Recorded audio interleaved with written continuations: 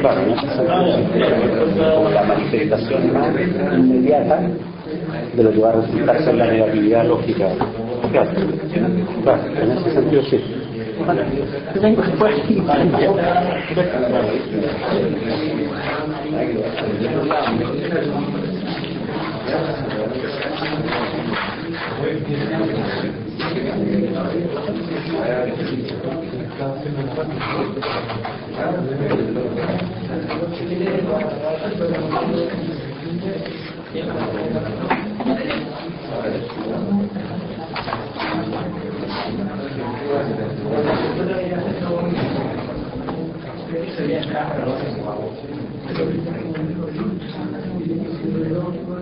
Entonces, a ver, a la 1, a la 2 y a la 3.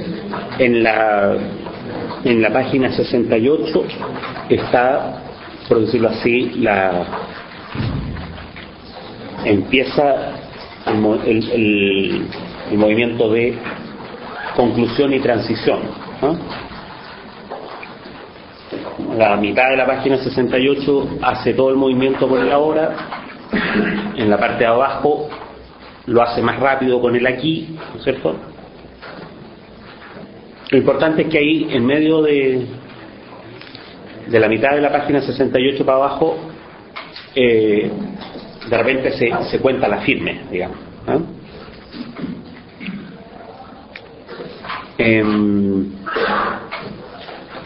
No sé si pusimos los números, ¿no es cierto? Pusimos un número 4 ahí.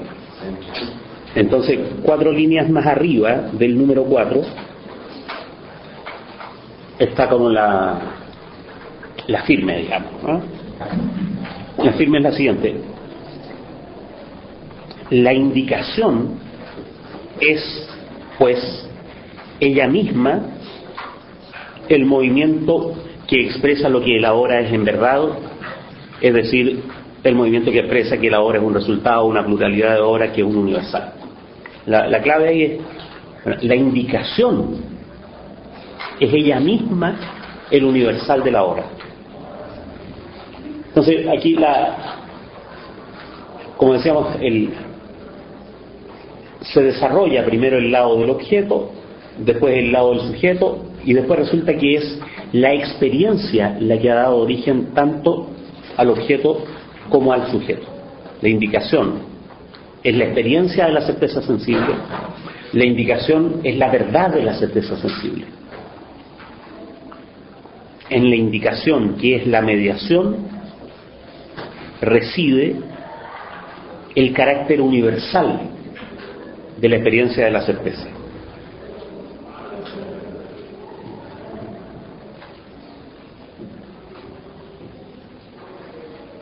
Entonces, como digo, en la página 68, no lo vamos a leer, pero está como el movimiento de la indicación es el movimiento de la hora, como el movimiento de la indicación es el movimiento que antes era el del aquí. ¿Ah?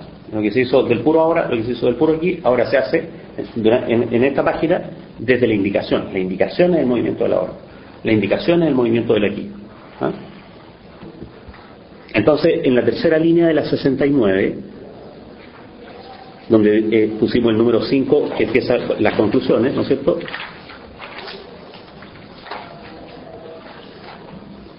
Vayan a creer la frase demagógica, es claro que. Eso es demagogia, ¿no? Pero bueno. Si hemos seguido de uno por uno esto y hemos caído en cada una de las trampitas, entonces es claro que la dialéctica de la certeza sensible no es sino la simple historia de su movimiento.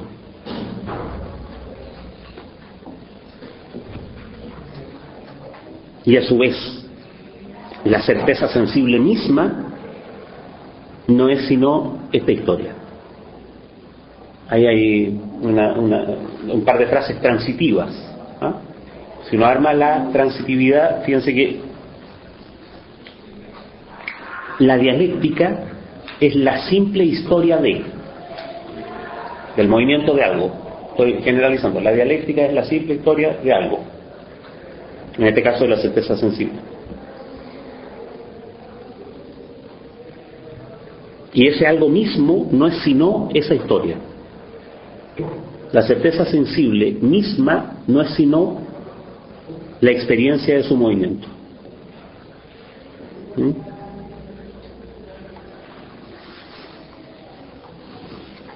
Voy a resumir los términos de esa relación transitiva, porque me interesa la palabra dialéctica. La dialéctica de algo es el algo. O sea, la dialéctica no ocurre en algo. La dialéctica es el algo que ocurre. Yo creo que Hegel usa la palabra dialéctica para referirse al movimiento del ser, no para referirse a una cualidad del ser. Voy a ser más preciso. Yo creo que Hegel usa la palabra dialéctica para referirse al movimiento en que resulta ser el ser. El movimiento de llegar a ser el ser.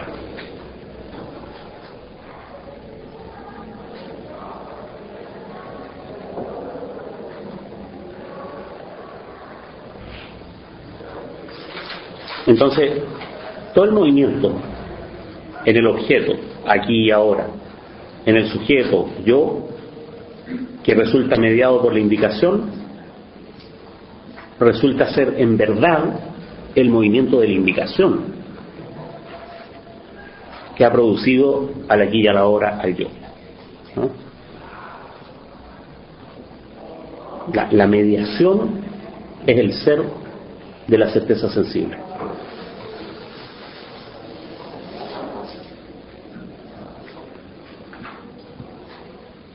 Entonces dice algo aquí que se puede encontrar en la introducción, en donde está enunciado cómo es el método del paso de una figura a otra.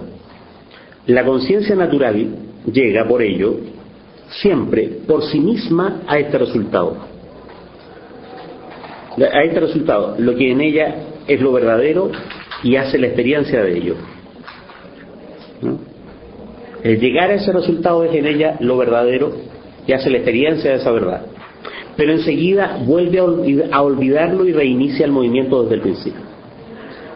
Lo olvida y reinicia, no desde el mismo principio, porque en Hegel el principio no está en una línea, ¿no? Aquí está el principio, hace el movimiento, lo olvida y vuelve al principio, pero ahí está, ¿sí? Es el principio ahora, digamos así como el verdadero principio. Claro, después hace lo mismo, vuelve al principio, pero no se mueve, ¿no? Ese sería el verdadero principio. La experiencia hace este movimiento y lo olvida y vuelve al principio. Ahora ese es el principio, no es que este sea el principio. Esto ya no es ya. Entonces vuelve al principio, hace una experiencia de sí como si fuera un principio. Ya va a hacer otro movimiento, llega a eso y vuelve al principio. Es decir, esto no es, ahora este es el principio. Ahí hay que evitar la figura que suele popular respecto de Hegel, que es un círculo, y que se interpreta literalmente, hace la experiencia y vuelve al principio. No, este principio ya no es. Es como pierde la memoria. Pierde la memoria, entonces, claro, se chupa la rama. Claro, pierde la memoria. Eso significa que en algún sentido siempre está en el principio. El principio no es una metáfora lineal, principio-fin, ¿sí? En que la palabra vuelve se realiza a través de un círculo. No, la idea es que es típica de los organicistas en general, de Hegel, de todos los románticos alemanes, ¿no es cierto? La idea de una diferenciación interna. Vamos, siempre es lo mismo, pero se está diferenciando internamente, ¿sí?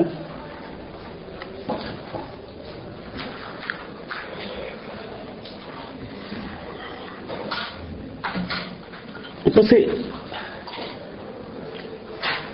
esta mostración que se ha hecho de manera fenomenológica,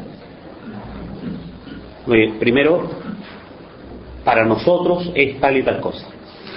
Después, para la conciencia misma es tal y tal cosa. Ya, conclusión, pero ahí en la conclusión se repite, ¿no es cierto?, ahora de manera más condensada el razonamiento que se acaba de hacer Hegel repite aquí, a propósito de la indicación misma, el razonamiento que hizo sobre el aquí, sobre la obra, etc. ¿Sí? Y entonces, la página 69, particularmente, la primera mitad, particularmente enredada, me voy a detener en eso, ¿no? Me voy a detener. Es pues sorprendente que frente a esta experiencia, la certeza sensible creyó a través de lo singular tener acceso inmediato al ser como tal,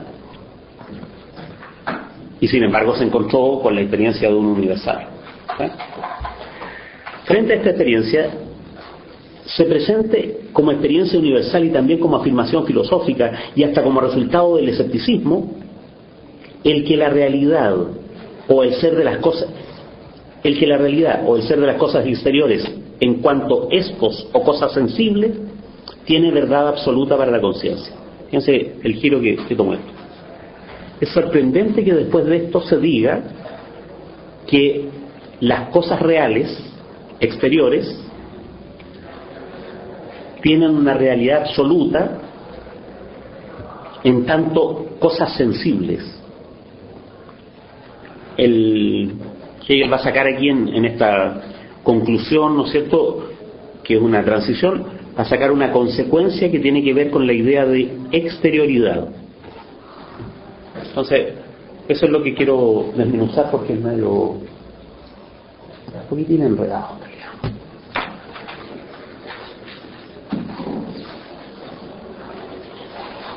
¿Cuál es la afirmación primera que ha hecho la experiencia, o sea, que ha hecho la certeza sensible? ¿Sí? La certeza sensible supone, cree, hace la experiencia de, ¿no es cierto?, de que en un esto se tiene una experiencia universal.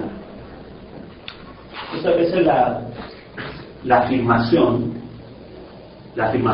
no discursiva, ¿no es cierto?, la afirmación como un hecho. Como un hecho lo que la certeza sensible parece estar diciendo, ¿no es cierto?, es, mire, en el esto, que es singular, ¿no es cierto?, de manera absoluta, se puede tener la experiencia universal de todo el ser. Por eso que es universal. Se puede tener una experiencia inmediata de todo el ser, ¿no? En la inmediatez se puede agarrar el universal al tiro, ¿no? Se puede tener una experiencia universal inmediata de todo el ser.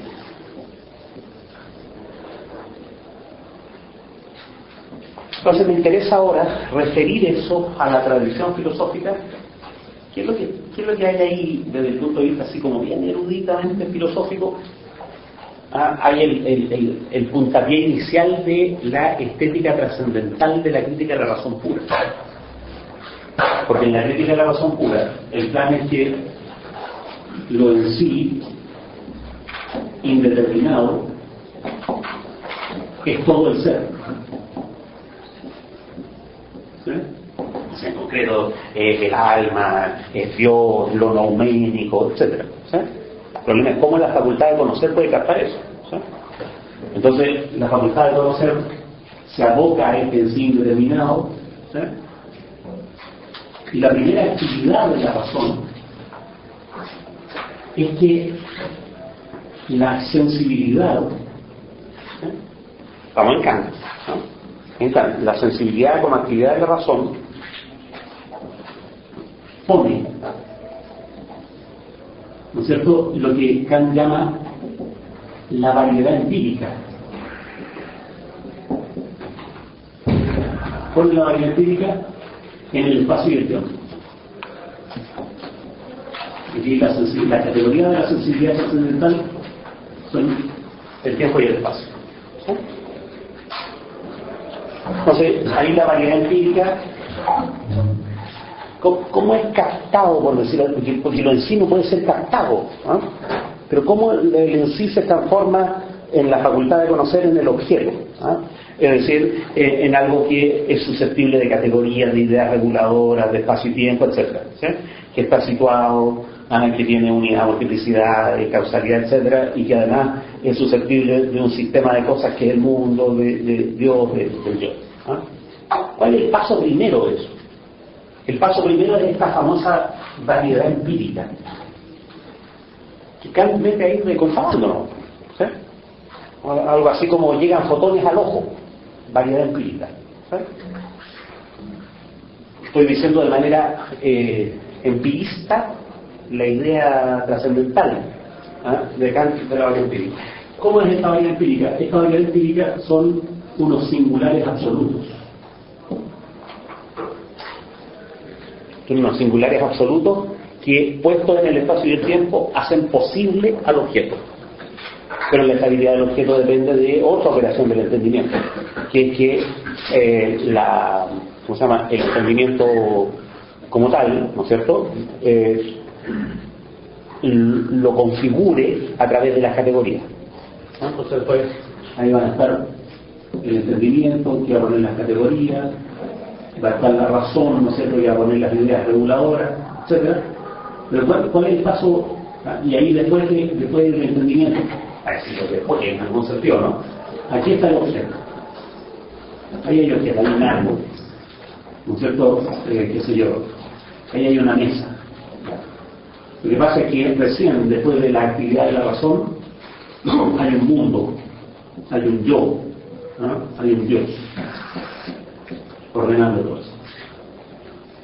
Pero ¿cuál es el paso anterior al objeto? El paso anterior al objeto es una especie de singularidad indeterminada, que es la famosa variedad empírica, ¿sí?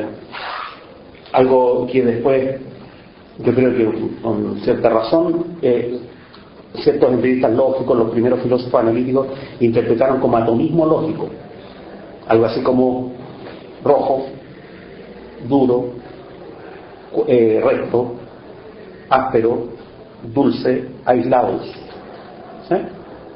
Y entonces la sensibilidad es capaz de captar eso, de captar ese singular que es una especie de ¿no es cierto?, áspero, ácido, y el entendimiento está para formar de eso una manzana. Entonces fíjense el palo, la certeza sensible, por eso se hace con la certeza sensible, está cumpliendo aquí en la fenomenología el papel que la sensibilidad juega en la crítica a la razón pura. Porque si es cierto lo que dice Kant, en la variedad empírica tendríamos una especie de constancia inmediata de todo el ser. Pero esa constancia es una constancia de un todo el ser indeterminado. No es el ser configurado como mundo, con las propiedades de Dios, etc. Esta primera cosa, la sensibilidad lo que haría sería poner en contacto un exterior, ¿no es cierto?, con una cierta interioridad del sujeto trascendental. ¿Sí? Ahí justo la sensibilidad es el borde, ¿no? Y cómo llega ese exterior a ese borde, llega en forma de singulares. ¿Sí? Y entonces si uno se pone muy fino en la sensibilidad, hay la experiencia inmediata de todo el ser. Lo que pasa es que es una experiencia indeterminada de todo el ser. Lo único que se puede decir es que eso más. ¿Sí? Pero ¿y cómo capta todo el ser, ¿no es cierto?, esa sensibilidad? Lo capta como unos pedacitos después de sensación, pero los pedacitos más elementales son como unos pedacitos de horas y de X. ¿Sí? Los capta como espacio y tiempo.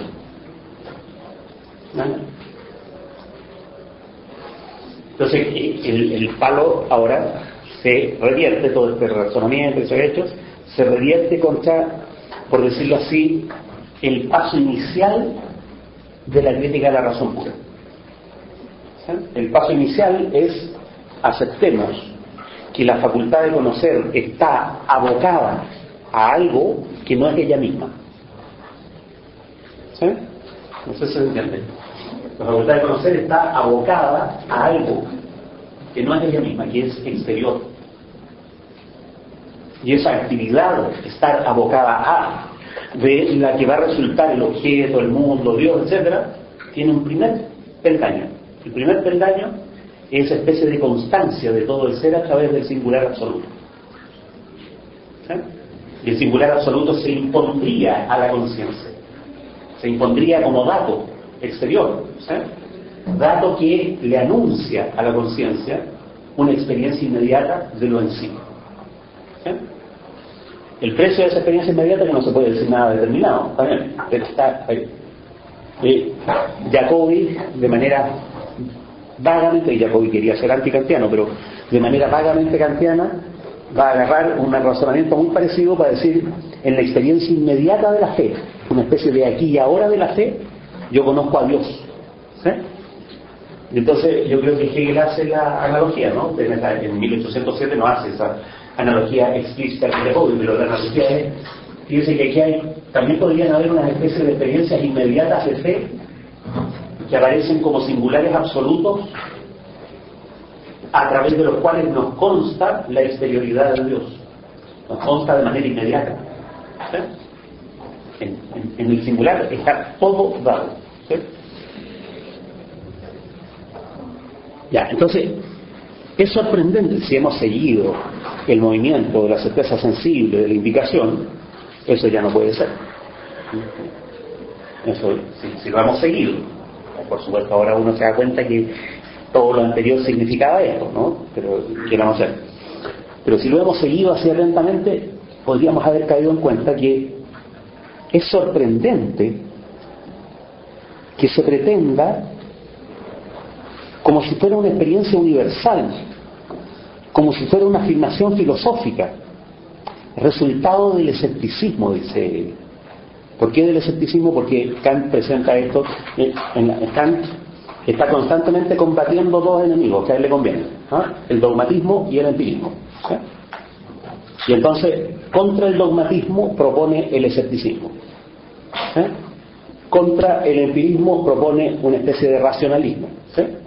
Y entonces es sorprendente que se presente como resultado del escepticismo, ¿sí?, el que la realidad o el ser de las cosas exteriores, en cuanto a estos o cosas sensibles, los estos o cosas sensibles son los singulares, tiene verdad absoluta para la conciencia. Verdad absoluta significa que están dados a la conciencia sin que la conciencia intervenga, no están referidos a la conciencia. ¿Sí? Porque Kant en eso es muy explícito. ¿Y de dónde salió la variedad empírica? Está dada. ¿Cómo sabe usted que está dada y no un puro ilusión óptica? ¿Sí? O sea, lo que le decían a Galileo cuando miró por el telescopio, ¿no es cierto? Vio satélites de Júpiter. Entonces el tipo dice, ¿cómo sabe usted que los satélites están en Júpiter y no están en el telescopio? ¿Sí? Entonces, o cuando astrónomo italiano vio canales en Marte, miró con el telescopio, se veían unas rayitas y vio canales en Marte. Entonces Sagan dice, claro que había canales, el problema es a qué lado del telescopio estaban los canales. Entonces, si estaban en Marte o estaban acá. ¿Ah? Entonces aquí tener verdad absoluta para la conciencia es que los singulares están dados. ¿Eh? Entonces Hegel se las arregla para ahí argumentar. ¿Eh? Yo voy a leer esto no es el argumento, es el resumen del argumento, de todo el desarrollo anterior, ¿no? Pero es un resumen medio engañoso porque agrega cosas. Semejante afirmación, digámoslo como lo estamos diciendo nosotros, los singulares absolutos están dados a la conciencia y a través de ellos tenemos constancia de todo el ser. Semejante afirmación no sabe lo que dice, ni sabe que dice cabalmente lo contrario de lo que se propone decir. La verdad del esto sensible para la conciencia debe ser experiencia universal, Pero resulta que la experiencia universal es más bien lo contrario. Toda conciencia supera a su vez esa tal verdad, como por ejemplo el aquí es un árbol, el ahora es mediodía, y expresa lo contrario. La experiencia, ¿no es cierto?, expresa lo contrario. El aquí no es un árbol, sino una casa, etcétera. Lo que en esta afirmación supera a la primera es a su vez una afirmación semejante, etcétera. Y así, en toda certeza sensible, solo se experimenta en verdad lo que hemos visto antes. Es decir, el esto, precisamente como un universal, hemos visto antes, el esto como un universal, es decir, lo contrario de lo que aquella afirmación asegura que es la experiencia universal. Entonces, esta es la afirmación de la certeza sensible. Ya, pero ¿qué es lo que dice la experiencia?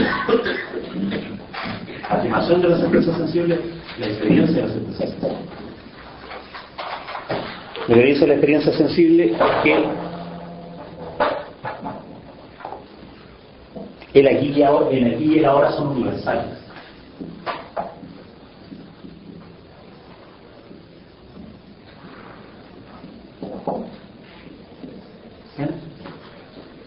Es decir,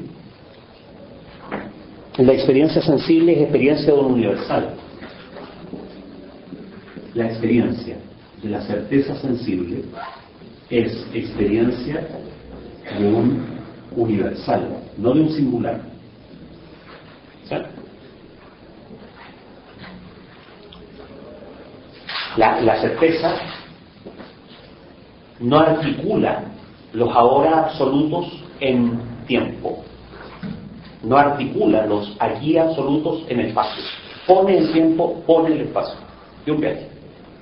¿Sí? Pero ojo,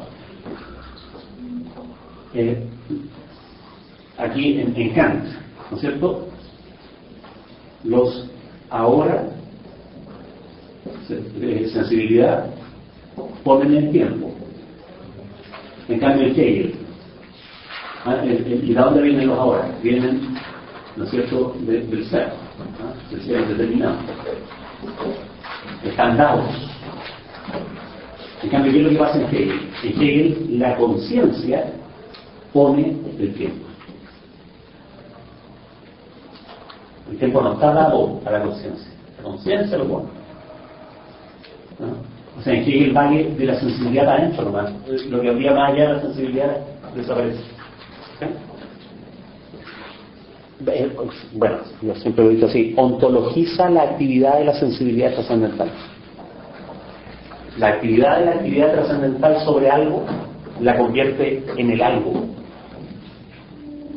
La sensibilidad trascendental no sería una actividad sobre algo, no, ella misma sería el algo. ¿Sí?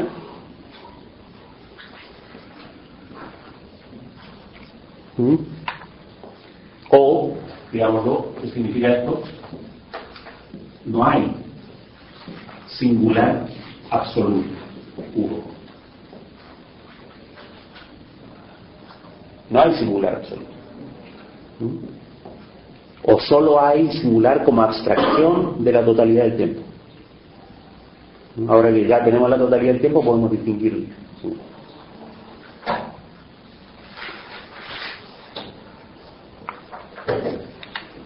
No hay singular. ¿Qué es lo que hay? Hay un universal. Claro, pero este universal, el universal del tiempo, el universal del espacio, ¿sí?, es constituido por el movimiento, y no es sino esa historia, dice la certeza sensible, no es sino la historia de este movimiento, no es sino esa historia de la certeza sensible. ¿Qué significa eso? Que no hay universal exterior, no hay singular absoluto, no hay universal exterior. ¿Por qué? Porque el universal es constituido. ¿Sí?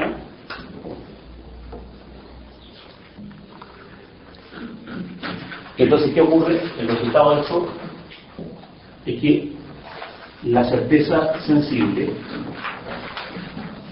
no es la experiencia inmediata de un universal exterior. No es la experiencia, no es inmediata de un exterior, es experiencia de un universal. ¿Sí? Pero experiencia que no es inmediata y es universal, no es exterior. ¿Sí? ¿Por qué no es inmediata? Porque el movimiento de la certeza la constituye algo. ¿Por qué no es exterior? Porque el universal es eso que es constituido.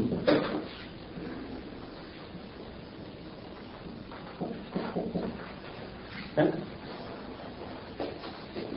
O sea, la indicación es una mediación constituyente. Es una mediación constituyente. No es una inmediación. ¿Sí? ¿Qué significa inmediato? Algo que está pegado a otra cosa.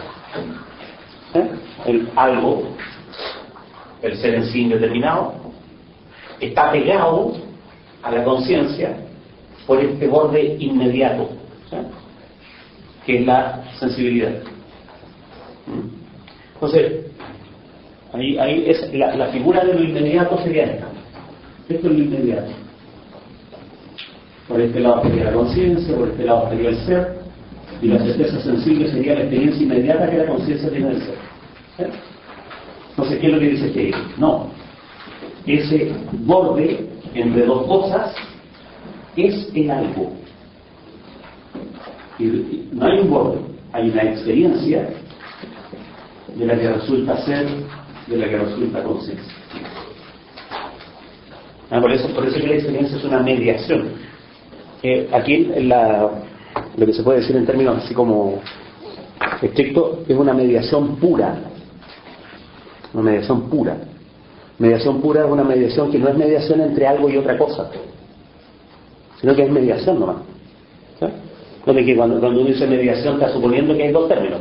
¿Sí? Y la mediación, como que hace la mejoranza. No, la mediación pura es ella misma la que produce los términos. ¿Sí?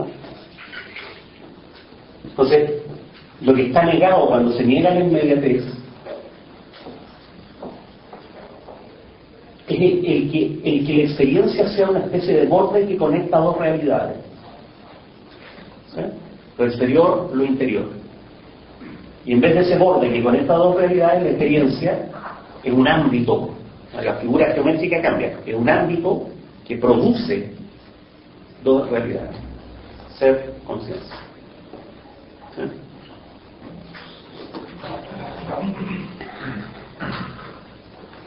Entonces aquí lo que uno ve es que Hegel ha trabajado la sensibilidad trascendental de la crítica de la razón pura y le cambió absolutamente el carácter. ¿Sí? Trabajó la misma idea. Hay una experiencia en que la conciencia se conecta con todo el ser,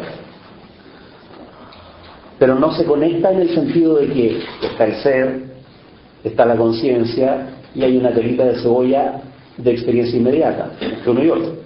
No, la experiencia consiste en que la experiencia misma pone el ser y pone la conciencia. Por eso lo que digo es que lo que aquí es actividad de la razón, acá es el ser. Ontologizó la sensibilidad trascendental. La conciencia progresiva, ¿cuál es el desarrollo? Por ahora es un polo nomás, porque si ustedes se fijan aquí hay una... Si uno mira bien el índice, se hace un índice párrafo por párrafo. Aquí hay el trabajo, el aquí, el ahora, el aquí, el yo. ¿Sí? Después, dentro de la indicación, trabajó el ahora y el aquí, y se saltó el yo. ¿Sí? Y después, ahora que está haciendo la conclusión, ¿sí? Pone a la certeza sensible como a la mediación que pone el universal, ¿no es cierto? Y sigue con el ahora y el aquí y se saltó el yo. O sea, está enfatizando el hecho de que la certeza sensible como experiencia pone el ser. ¿Sí? Pero para el otro lado se hace el leso. ¿Por qué? Porque si uno mira más globalmente, la experiencia que pone el ser y la experiencia que pone a la conciencia, globalmente en la fenomenología, tienen la misma lógica pero son distintas. Esta es una certeza y esta es una apetencia. Tienen la misma lógica. Entonces, la realidad sustantiva de la conciencia, como singular, como el particular que es el siervo, qué sé yo, va a quedar cuenta con la misma lógica, pero el lugar de la certeza sensible lo ocupa la figura de la apetencia. No sé si se entiende. Por eso aquí, en este plano, se hace el leso con el lado de la conciencia, que me he hecho paréntesis.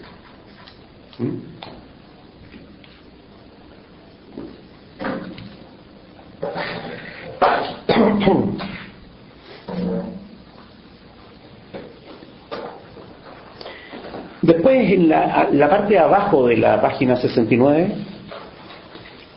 y al remitirnos a una experiencia universal hasta la última línea de la página 69,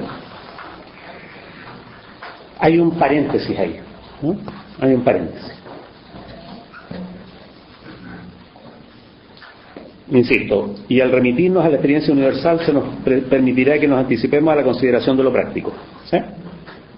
Todo eso, hasta la última línea de esa página, es un paréntesis que adelanta algo. ¿Sí?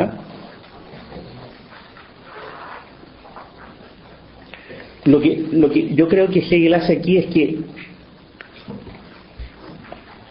recuerda algo. No es un recuerdo, porque antes de la fenomenología no hay nada, ¿eh? Recuerda para el futuro, digamos, ¿no? Un recuerdo del futuro. Recuerda algo que después en la fenomenología va a estar presente a cada rato, ¿eh? Que es que el ámbito de lo práctico es anterior al ámbito de lo lógico. Aquí todas estas cuestiones se constituyen de manera efectiva desde el ámbito de lo práctico. Y que aquí por una cuestión de presentación se puso el ámbito de lo lógico primero, ¿no?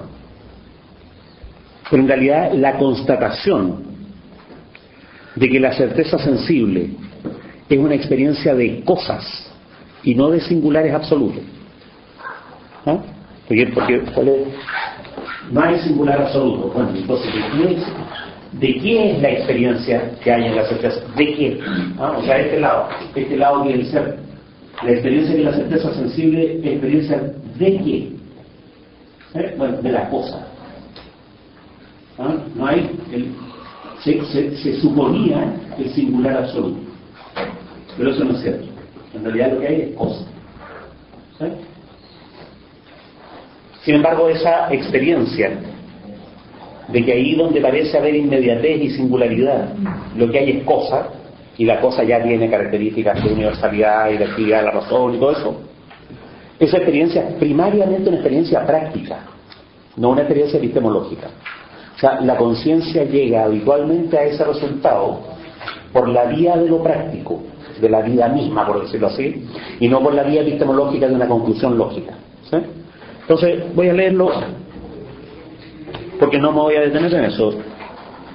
Y al remitirnos a la experiencia universal, si ya que estamos hablando de experiencias universales, es decir, de experiencias en que hay... A ver, pongámoslo así. La certeza sensible no es la experiencia inmediata o una universal exterior. Ya, entonces, ¿qué es? La certeza sensible es, ¿no es cierto?, la experiencia de un universal que ella, en su movimiento, pone. Es de un universal, pero puesto. ¿Sí? Es un universal que es puesto, es la cosa. Y entonces resulta que esta certeza sensible, como experiencia, la verdad de esta certeza sensible va a ser la percepción. Si uno dijera, a ver, pero la certeza sensible, ¿qué es lo que en verdad hace? Percibe. Ahora vamos a ver que hay un juego de palabras en Hegel ahí, porque la palabra Wahrnehmung, que es percepción, etimológicamente tiene la palabra var al principio. ¿Sí?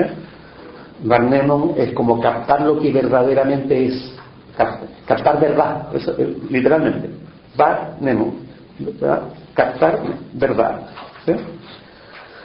Entonces, la certeza sensible, ¿qué es? Es un captar verdad, o sea, percepción. Es un juego de palabras en alemán que en castellano no se produce. Ya que estamos hablando entonces de una experiencia que es universal, pero que es puesta, se nos permitirá que nos anticipemos a la consideración de lo práctico. En este ámbito cabe decir que quienes afirman aquella verdad y certeza de la realidad de los objetos sensibles deberían volver a la escuela más elemental de la sabiduría, ya que están diciendo, oiga, el objeto sensible es real. Mire, está bien, pues, pero ¿qué clase de cosa es eso que es real? En los antiguos misterios eleusinos de Ceres y Baco, ¿no? Si volvieran ahí, habría que hacerlos volver para que aprendan el misterio del pan y el vino. El pan y el vino que se comen, ¿no? El pan se come, con el vino, ¿no es cierto?, se entusiasman. Olvidar que la palabra entusiasmo es theos, a través del vino, en theos, en meterse a Dios adentro. Quedan como, después de un par de traguitos, dicen las viejas, uno queda como espirituado. Es súper griego ese giro, quedó como espirituado. Se metió el espíritu adentro. Tendría que aprender el misterio del pan y del vino, pues el iniciado en esos misterios no solo se elevaba a la duda teórica acerca del ser de las cosas sensibles, sino que desesperaba del ser de las cosas sensibles, espirituado como estaba, ya que por una parte consumaba en ellas su aniquilación, las comía, mientras que por otra parte las veía aniquilarse a ellas mismas. Todo se va y perece. Ni siquiera los animales están excluidos de esta sabiduría. Por el contrario, están muy profundamente iniciados en ella, pues no se detienen ante las cosas sensibles como si fueran cosas en sí. Ahí apareció, estábamos hablando de Kant. ¿Sí? Y todo este alegato, ¿contra quién era? Contra la cosa en sí. Porque ¿cuál es se detienen ante las cosas sensibles, la variedad empírica, como si fuera indicativa de la cosa en sí. ¿Sí? No, ni siquiera los animales se detienen ante las cosas sensibles como si fueran cosas en sí, sino que, desesperando de esta realidad, y en la plena certeza de su nulidad, la inmediatez de la cosa sensible es nula, ¿sí? Lo que hacen es llegar y devorarla, sin más. Y toda la naturaleza celebra como ellos estos misterios revelados que enseñan cuál es la verdad de las cosas sensibles. ¿Cuál es la verdad de las cosas sensibles? No, estamos aquí, los misterios eleusinos, ya, los animales, devorar, y después una sinfonía de Beethoven celebrando. ¿Cuál es la verdad de las cosas sensibles? ¿No? Imagínense el cuarto movimiento de la novena sinfonía, ¿no es cierto? La verdad de las cosas sensibles es que son devorables. No son singulares absolutos que conectan al ser en su totalidad. No, son el pan y el vino nomás. ¿Y qué es el pan y el vino desde un punto de vista práctico? Lo devorable. Eso es. Y toda la naturaleza celebra, porque así viven. Así viven. Aquí hay que imaginarse una película de Animal Planet, ¿no es cierto?, en que un león, ¿no es cierto?, con la novena sinfonía de fondo se echa una jirafa.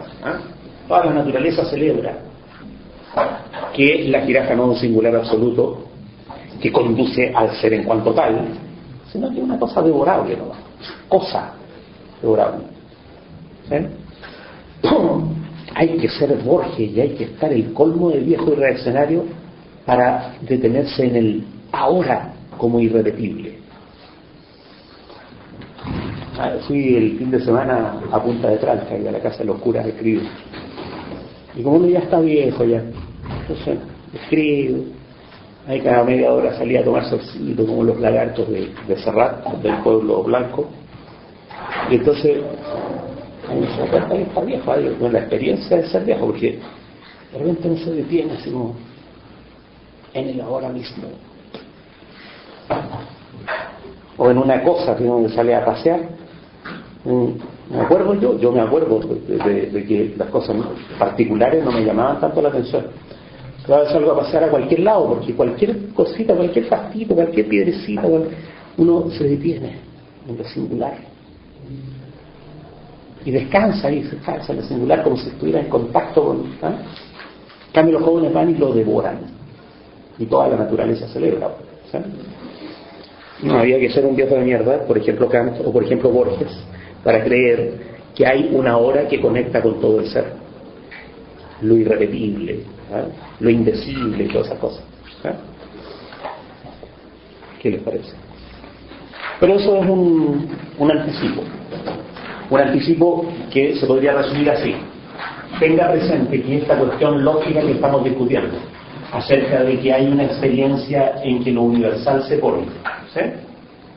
Lo estamos discutiendo de manera epistemológica, de manera lógica, ¿sí? De manera efectiva se da en el devorar. Lo mismo después cuando veamos la lucha de la autoconciencia, vamos a ver que una autoconciencia solo encuentra su satisfacción en devorar a la otra, comérsela, ¿no? Como Aníbal Lecter, digamos, ¿no? Claro, la gracia sería que Aníbal Lecter se comiera una autoconciencia, ¿no es cierto? Bueno, Aníbal Lecter, el norteamericano, cree que se puede devorar la autoconciencia comiéndose el cerebro de un tipo, ¿no? A eso hay que ser norteamericano.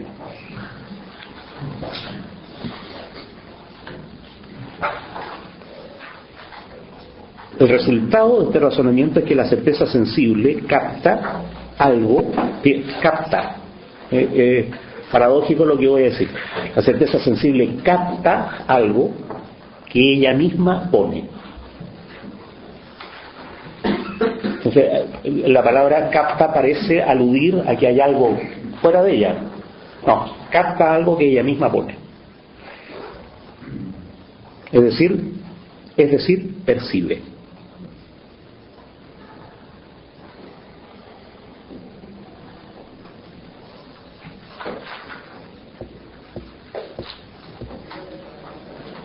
O para decirlo de otra manera, el saber en general, porque esta es la lógica de todo lo que viene. Acuérdense que esta es la ciencia de la experiencia de la conciencia, que va a conducir al saber absoluto. Entonces, lo que aquí se llama saber es una actividad que no capta, es decir, recibe algo, sino que constituye, produce algo. Y en este primer estado, tanto epistemológico como práctico, ¿no? Lo que constituye, lo que produce, es la cosa.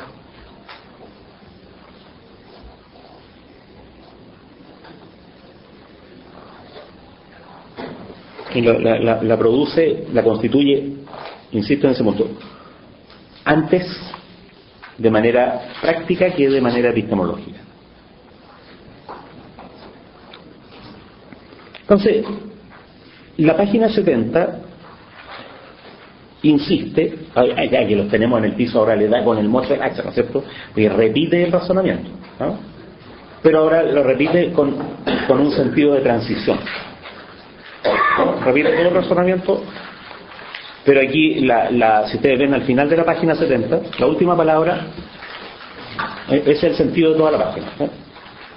Es que esta cosa maldita de por lo tanto, es decir, y pone de qué estaba hablando al final de la página, lo percibo.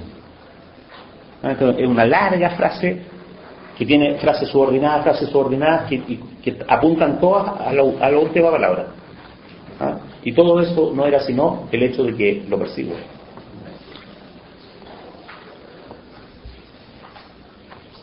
Y entonces aquí se agarra de algo que ya habíamos comentado. La certeza sensible dice algo, pero al decir se contradice. ¿Ah? Sin embargo, que no es riguroso el sin embargo, ¿eh? No. Pero quitémosle ese. También quienes formulan semejante afirmación dicen, con arreglo a las anteriores observaciones, directamente lo contrario de lo que suponen. ¿Ah? Dicen, suponen. Y este fenómeno es tal vez el que mejor se presta a llevarnos a reflexionar acerca de la naturaleza de la certeza sensible. Volvimos al nosotros, que estábamos en la experiencia de la certeza ella misma, pero ahora ya estamos reflexionando nosotros. ¿Sí? Esto partió, la introducción era nosotros sabemos qué, veamos cómo ocurre esto en la certeza. Ahora en el resumen volvemos al entonces nosotros nos hemos dado cuenta de que dicen directamente lo contrario de lo que suponen. Hablan de la existencia de los objetos externos, que cabría determinar todavía con mayor precisión como cosas reales, absolutamente singulares, totalmente personales e individuales. Ojo, lo que está en duda aquí no es que sean cosas reales, eso va a quedar. No, lo que está en duda es si esas cosas reales son absolutamente singulares, totalmente personales e individuales. ¿Ah?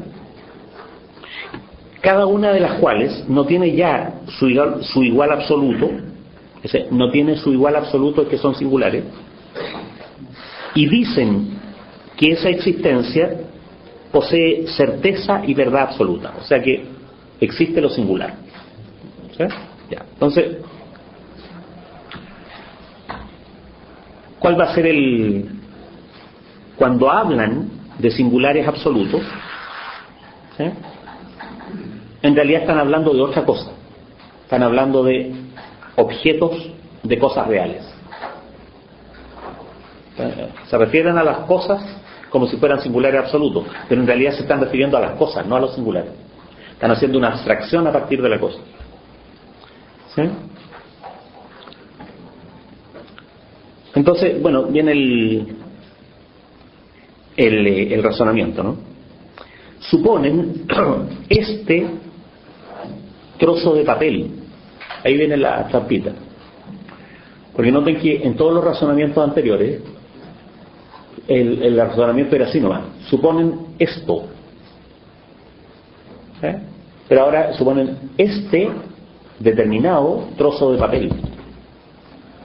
Cuando yo digo esto, estoy hablando como si fuera un singular absoluto, porque es esto, aquí y ahora, acá. Pero cuando digo este lápiz, estoy juntando un montón de singulares y un montón de aquí, ¿no es cierto? Y ahora en una categoría, lápiz. Entonces, suponen este trozo de papel en que escribo, o mejor dicho, he escrito esto. He escrito, o sea, sigue siendo un trozo de papel, Estamos ahora razonando en torno a una cosa, no a un esto. ¿Ah? En términos gramaticales, Hegel usa el esto como un singular indeterminado y usa el este trozo de papel como un singular determinado. ¿Sí? Trozo de papel, este lápiz. ¿Sí? Y entonces lo que va a mostrar es que si es determinado no puede ser singular. ¿Sí? O sea, si un lápiz o un trozo de papel, entonces no puede ser singular. ¿Sí? Entonces dicen este lápiz como si fuera un singular, pero en realidad al decir lápiz ya no es un singular. ¿Sí?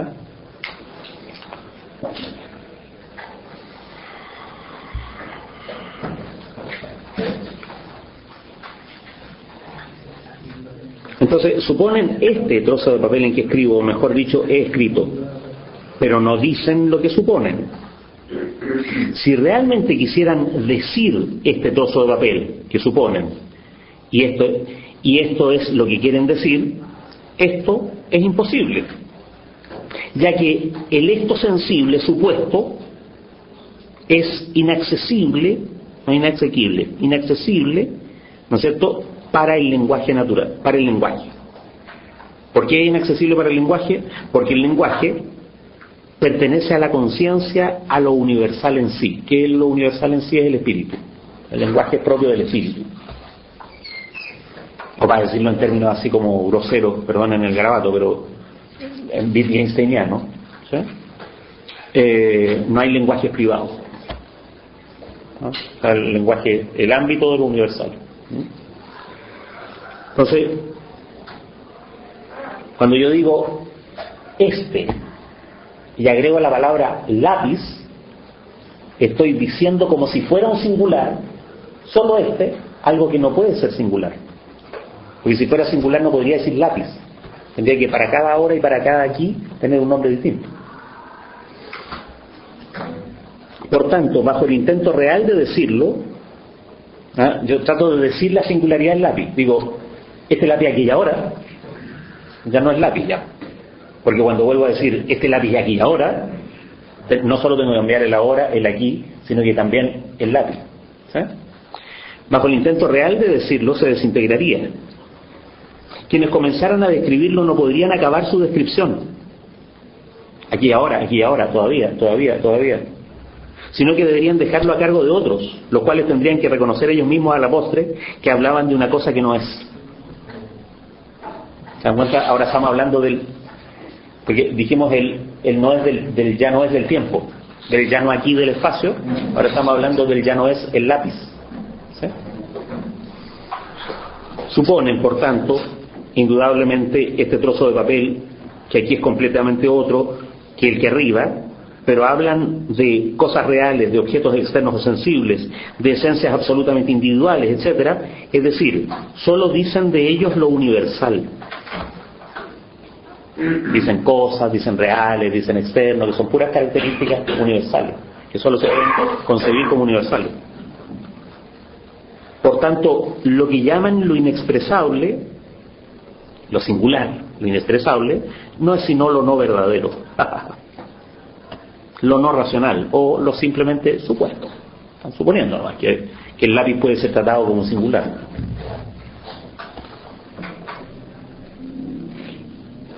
Si no decimos de algo, sino que es una cosa real, un objeto externo, no decimos solamente lo más universal de todo, y de este modo enunciamos más bien en su igualdad con todo,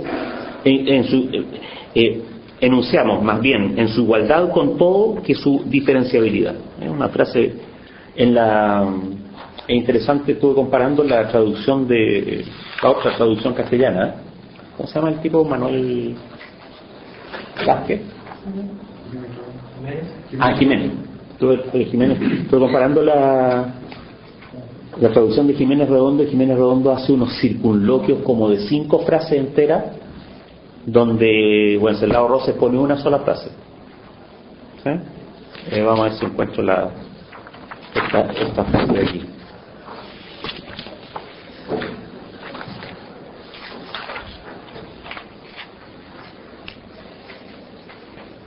Y si a este hablar que parece tener... A ver,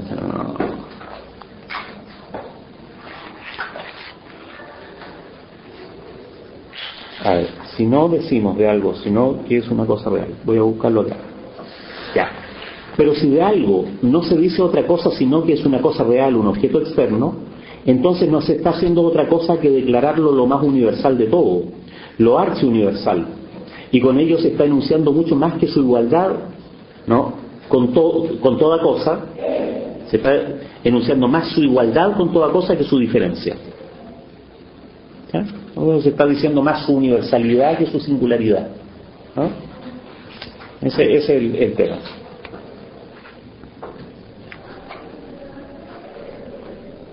Si en vez de decir lápiz digo esto, algo así como solamente externo y universal, al decir un algo, estoy diciendo que es un algo entre otros algo, estoy diciendo más bien su igualdad que su diferenciabilidad, que su diferencia, estoy diciendo más bien su universalidad que su singularidad.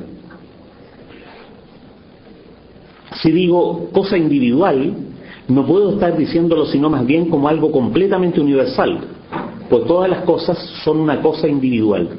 Todas las cosas son también una cosa individual. Y asimismo, esta cosa o la cosa esta es todo lo que se quiera, es decir, cualquier cosa. Entonces, ¿cuál es el punto aquí? Si yo trato de decir la singularidad de un lápiz, no la puedo decir, porque ya en la consideración lápiz está negada la singularidad. Entonces, un poquito más abajo, Hegel dice, ya, y si no la queremos decir, sino que solamente mostrar, ¿sí? Muestre, porque aquí uno podría decir, diga un singular determinado. ¿Sí? Entonces Hegel acaba de razonar en el sentido de que, mire, si usted está refiriéndose a algo determinado, no puede ser un singular. ¿Sí? ¿Sí?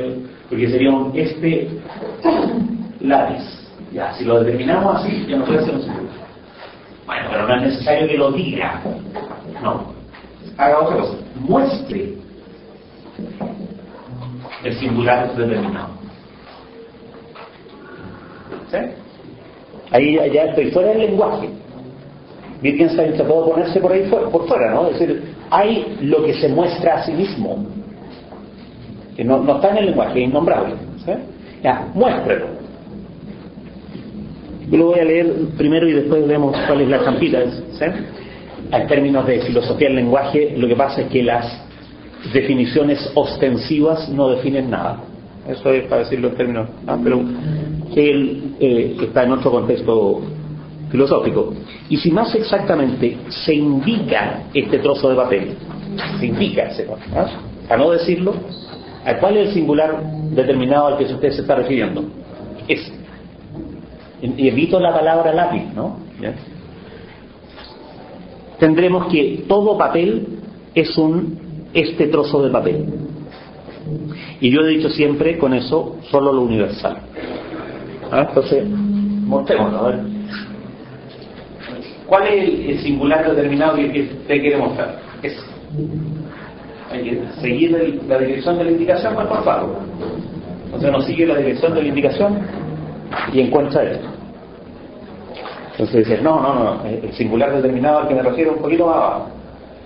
Ya sé, no, es un poquito más arriba. ¿Sí? La indicación solo muestra lo que muestra si uno ya sabe lo que está mostrando. Lo mostrado está dentro de la indicación. Como cuando yo digo, miren eso. Es un apuntar vacío, porque para saber qué es lo que estoy mostrando tengo que decir, pero si lo digo, ¿para qué lo estoy mostrando? No sé si se entiende. Eso es lo que se llama una definición ostensiva, una definición por mostración. ¿Qué es lo que es una mesa? Esto. Y le indico, ya sé, usted entiende por mesa el color café. No, todo esto. Útiles de escritorio. No, todo esto. La clase. ¿Qué es lo que estoy indicando?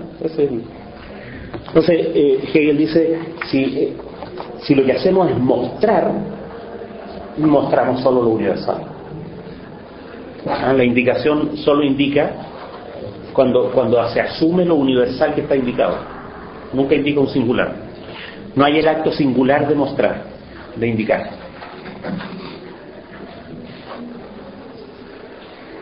Pero si quiero echar mano del discurso que tiene la naturaleza divina de invertir inmediatamente la suposición para convertirla en algo distinto y no dejar así que se exprese en modo alguno en palabras, puedo indicar este trozo de papel. Y hago entonces la experiencia de lo que es de hecho la verdad de la certeza sensible. Lo indico como un aquí, que es un aquí de otros aquí, en el mismo un simple conjunto de muchos aquí. Lo indico como un aquí, que está entre otros aquí, que es un conjunto de otros aquí, o sea, lo que indica un universal. Es decir, que es un universal. Lo tomo tal y como es en verdad. Ahí está el juego de la palabra var y varnehmen, ¿eh? Lo tomo tal y como es en verdad, y en vez de saber algo inmediato, lo percibo. En vez del saber inmediato, que es de la certeza sensible, en realidad lo que estoy haciendo es percibir. Ya, entonces ahora viene otro juego de supuestos. ¿Cuál es el juego de supuestos de la percepción? Estoy captando cosas. Estoy captando cosas. Ahora asumo que las cosas son exteriores. ¿Eh? El problema de la percepción ya no es asumir la exterioridad del singular absoluto como indicativo de todo el ser. ¿Sí? No. El problema de la percepción ahora va a ser poner la experiencia particular, no singular, particular, que deriva de lo universal. Ya reconozco lo universal, el lápiz, el trozo de papel, ¿no? Ahora voy a poner este particular, ¿no? Como una cosa, lo voy a reconocer como mediación, ¿sí?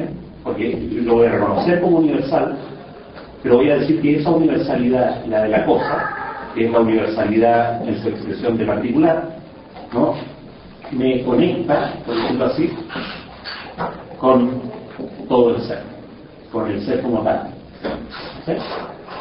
A través de las cosas me entero de que hay ser. Percibiendo las cosas me entero de la cosidad. Eso es lo que va a aparecer en la percepción. La figura de la cosidad como fondo, que es efectivamente el ser, en esta apariencia que son las cosas particulares. Me queda una duda con la figura de la indicación, porque ¿cuál es el problema con ella si tenemos que es posible sostener que es imposible no experimentarla como contexto social porque se está dentro de ella? Entonces, en el fondo nunca sería una indicación universal porque se presupone que yo soy el indicado. El problema de la indicación es que en la experiencia es que la conciencia natural supone de la indicación algo que no es. Eso sí, pero a lo que yo diría es que el problema se entiende psicológicamente porque uno, el sentido común asume que hay un otro al que uno le estaría intentando indicar, que era el ejemplo que está haciendo. Pero claro, no hay un otro. O sea, no sirve ese ejemplo porque no está acá el salón de clase al cual la historia humana está tratando de indicarle algo y ese algo... No, bastaría con que yo indicara el lápiz para establecer yo lo que es un lápiz. O sea, si alguien me dijera, anda ahí y indica el lápiz, y yo estoy frente a lo universal, y entonces digo, bueno, aquí hay un montón de singulares absolutos, uno de los cuales es el lápiz. Entonces hago yo, independientemente de si es correcto o no, ¿sí? Y vengo e indico, ¿sí? Para mí eso que indico ya es un universal, ¿sí? Porque la indicación singular no existe. La indicación arma algo que es de suyo universal. Arma una aquí entre otros aquí, una aquí entre otros aquí, arma la mía, ¿no? Ahora, que es una hora entre otros ahora, ¿sí? En ese sentido la indicación no se sostiene como singularidad ella misma, no para otro. Ahora, el problema en general no es que la certeza sensible sea falsa, porque finalmente el saber absoluto es una especie de certeza sensible de todo el ser. ¿Sí? No, el problema es lo que la certeza sensible supone. Supone que esa experiencia de todo el ser puede ser inmediata y está dada en lo singular. ¿Sí?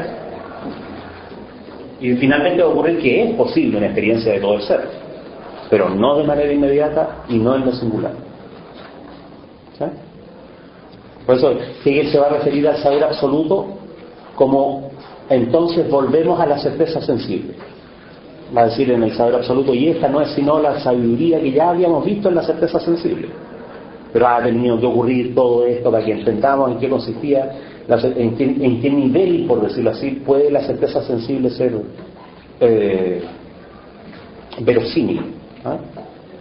Solo cuando es la certeza de todo el ser acerca de sí mismo, mediada por toda la historia humana. Ya, esa es una certeza aceptable, por decirlo así. ¿Ah? ¿Es como regular la memoria? Es como...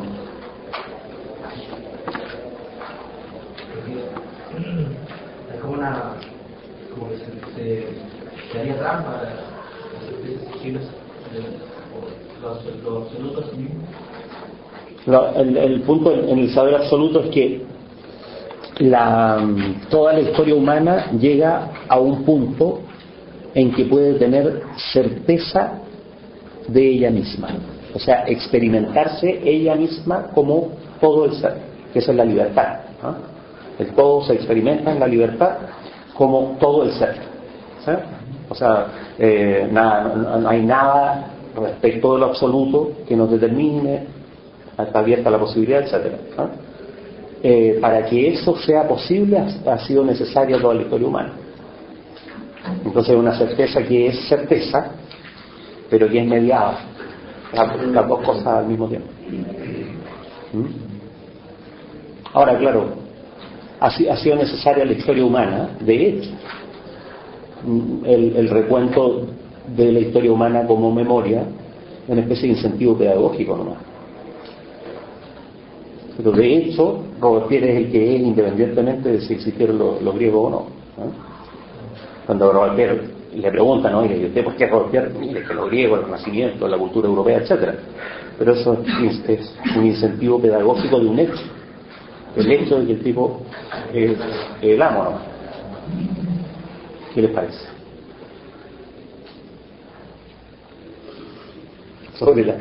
Sobre la certeza sensible, pregunta. Usted es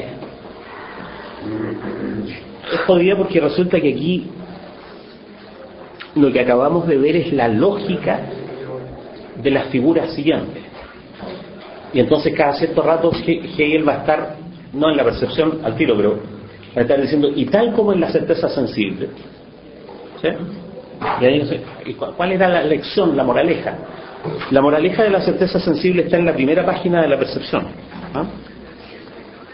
Todo el primer párrafo de la percepción, en la página 71, es una recapitulación, ¿no es cierto?, es la recapitulación y la introducción a lo siguiente, ¿no? Ahora lo voy a leer en general, pero lo vamos a ver así como en detalle el próximo miércoles. La certeza inmediata, que es la certeza sensible, ¿no es cierto? La certeza inmediata no se posesiona de lo verdadero. No se posesiona de lo de verdad. ¿Qué es lo que dice?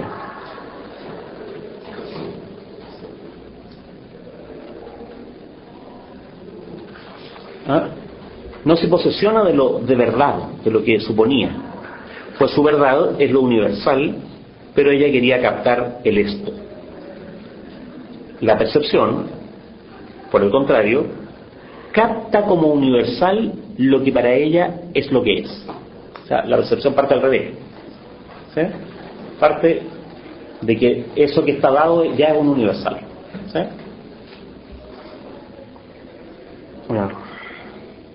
Y siendo la universalidad su principio en general, lo son también de un modo inmediato, lo son también los momentos que de un modo inmediato se distinguen en ella. Ahora, para la percepción, el yo es un universal, el objeto es un universal. Aquel principio, que esto es un universal, que esto otro, nace para nosotros, por lo que nuestro modo de acoger la persona nace para nosotros, por lo que nuestro modo de acoger la percepción no es ya un acoger que se manifiesta como el de la certeza sensible, sino que es necesario. Esto, que para la percepción hay lo universal, es para nosotros. Por eso para nosotros es necesario. Pero después tiene que ocurrir para ella misma, ¿no es cierto?, algo. En el nacimiento del principio, de este principio de que hay lo universal a este lado, lo universal, ha devenido al mismo tiempo ¿no es cierto? Han devenido los dos, ambos momentos, que no hacen más que desdoblarse en su manifestación. Uno de estos momentos es el movimiento de la indicación, el otro, el mismo movimiento, el de la indicación, pero como algo simple. Fíjense, el movimiento de la indicación es la percepción. Ese mismo movimiento como algo simple es el objeto. ¿Qué les parece? Ese va a ser esa es la recapitulación de lo anterior, ¿eh? Preguntas sobre la certeza sensible. Vamos a dejar, yo voy a hacer con la percepción una presentación también como la misma que hice en la certeza sensible, y les pido que vean la presentación que hice, porque la presentación que hice de la certeza sensible, o sea, lo que está en juego aquí es esto, y ahora si uno lo revisa para atrás, a ver en qué lado estaba en juego cada una de esas cosas, ¿sí? Lo exterior, lo singular, lo absoluto, el espacio, el tiempo, ¿no? La crítica en general a la idea de inmediatez y a la idea de singularidad. Eso, entonces, a ver. Ya pasamos un poco la idea de inmediatez y singularidad, pero llegaríamos a la idea de relación.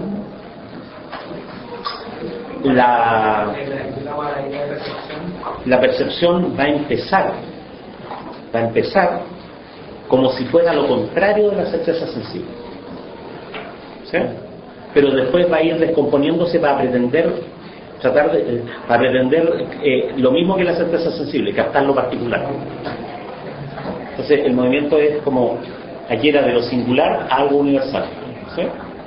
En cambio el movimiento de la percepción es de una pretensión universal a lo particular y después a otra universalidad, la universalidad del entendimiento de la cosa, ¿sí?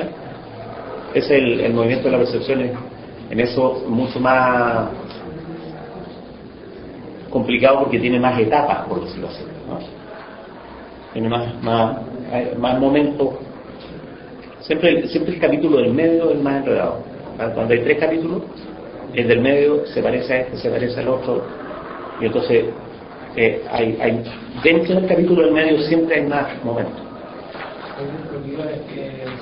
Tenemos la idea de acumulación ahí en la percepción privada también, ¿no?